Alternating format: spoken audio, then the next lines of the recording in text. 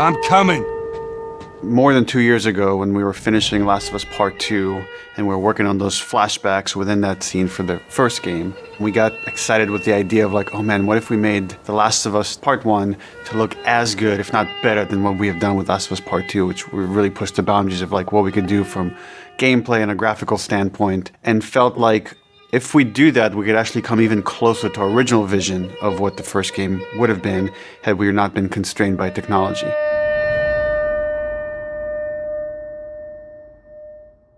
The original creative vision of The Last of Us, I think in a lot of ways was larger than what the PlayStation 3 was capable of. The tech of the PS5, it's like an open box of tools and goodies that we can play from and draw from. The 4K, HDR, improved haptics, 60 frames, help us to reimagine The Last of Us.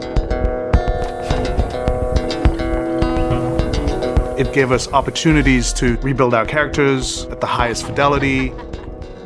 Not only are the characters more detailed, I mean down to the irises and the pupil depth. You know, you fall into the eyes of the characters. Aside from that, the facial animation is just way more believable. Like all the nuances, all the little subtle reactions, glances, glares, right? Like you get all of it almost closer to sort of the original performances.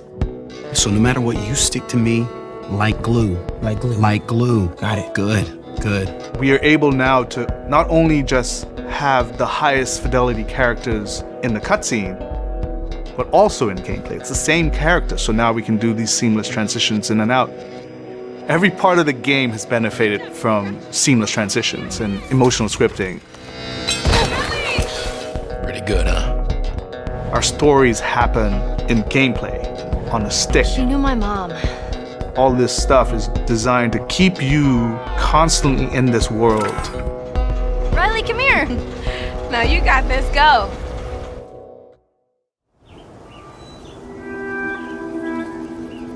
One of the things that the PlayStation 5 is really enabling is that we're able to have a density of physics objects in a scene that we could never do before. Like, this has always been the dream, is to have this number of bumpables, chippables, breakables, destructible objects in a scene. It just makes the world feel rich, makes it feel lived in.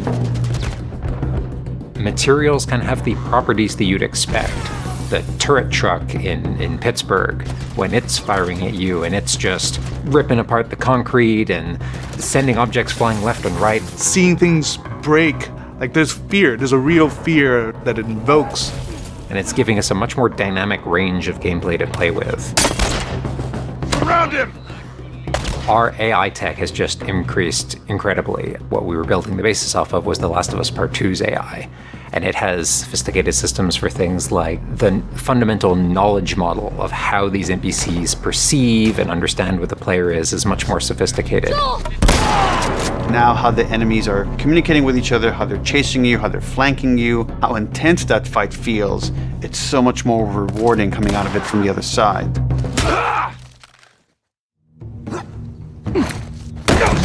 Get out!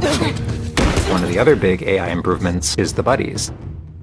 The buddies technology that we developed for The Last of Us Part 2 has this very sophisticated understanding of like, okay, this is where the enemies can see their exposure. We not only have exposure, we have future exposure. So buddies can know, okay, that enemy is walking forward and they're about to round this corner. So in 3 seconds, that corner is going to be exposed. So I'd better move now to avoid this enemy seeing me. This really lets the buddies make very complex decisions and maintain that feeling of stealth much more believably. Another big enhancement to the gameplay is that we have this technology called motion matching.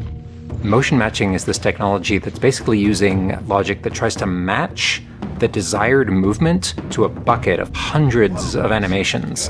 A mocapped actor has gone in and run this whole gauntlet of movements to get a really full set of all the different ways a person can move. And then it's basically every frame trying to find the best matching animation that fits the path of where the character is going to go. And this motion model just gives this really seamless sense of transition. The player's movement is just a lot cleaner. It's this really smooth, organic movement through the space. First, we just had to build that core experience. And then beyond that, we wanted to add several features that fans have been asking for. For example, we now have a permadeath mode. Along that, we've added a brand new speedrun mode, so players can time themselves. There's a whole community of gamers that just want to see how fast they can play through this game. Beyond that, we added a bunch more of unlockables. So there's all these different outfits for Ellie and Joel that people can unlock. A model viewer mode, so people can really appreciate the details. We added award-winning accessibility features. Every single accessibility option that we offer, that's a barrier removed for someone. As she surveys the apartment, her eyes wander to Joel. She steps past the couch. He wears the wristwatch Sarah gifted him, which now has a cracked face. To my knowledge, this is the first PlayStation game that has audio description built into the game, built into the cinematics. Now it's nighttime. Joel stirs in his sleep. And that's really the way we've tried to push the frontier of accessibility on this game.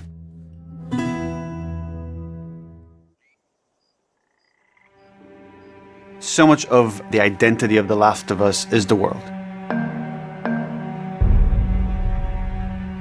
We revamped completely the art direction. You know, everything from these expansive vistas that not only are they beautiful, but you feel the environments. You feel the environments in a much more visceral way. The rooftops overlooking the Capitol building, for example, like just the breath of fresh air when you go up there and you just like, you feel that sort of release in tension. And then, you know, to juxtapose that down in the tunnels in Wilds, and you get that dank, flooded tunnel feel, that humidity, you can actually feel it. All these environments are just completely reimagined. Now we got our engine on the PS5, those haptics, the 3D audio, the fast loading. It really creates a much more immersive, and because of that, much more emotional experience. One of the things I absolutely love with the 3D audio in The Last of Us Part 1 is being able to hear an enemy before they sneak up on you. And trying to do a stalker fight with the 3D audio is just so much fun. You're hearing them skitter around in a different room, and you're hearing them trying to get up behind you.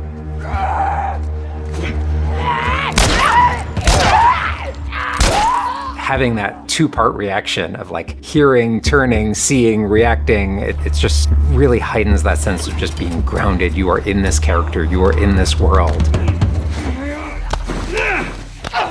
Now, with the PlayStation 5, the amount of control that developers have over the DualSense, it's really, really cool. All the guns in the game have a variable amount of resistance on the triggers when you aim them. The way it works with the bow is that at the very beginning, when they're starting to draw the bow, there's a little bit of resistance. And then as the bow gets tauter and tauter, the amount of resistance is increasing. And then when you release the bow, you're also getting that resistance going out of the trigger. When you are aiming and firing the shotgun, you're going to get a haptic vibration on the shot. And then what I think is one of the ways that the DualSense really advances things is you're going to get a haptic vibration on the pump of the shotgun. And what's much more sophisticated about that on the DualSense is that in effect has a little like speaker in it. And it's playing an audio file that comes through in the vibrations. And those two beats is what you're going to feel on the controller. Looks like a good spot. This also ties in to the new workbench animations. So if you're seeing Joel taking apart a gun or screwing something in or putting a new stock on a gun, that moment where he's like jamming that on, you're gonna get that haptic feedback on that. We have, haptics all across the board, for all the moments you kind of expect, for clambering, jumping, landing, meleeing, getting meleeed, like all those kind of high intensity moments we have represented in the haptics. What I personally absolutely adore is the way we can enhance the really quiet, subtle moments of gameplay. So it's like when Joel goes in to pet the giraffe, getting that little light touch on the haptics as he's petting the giraffe. To me, that's the essence of The Last of Us. It's the high tension moments, it's the low tension moments, it's all of it feeling grounded. You're feeling immersed in this world. It's all about bringing you along with that story in as many ways as we can. And that's what the new technology on the PlayStation 5 is allowing.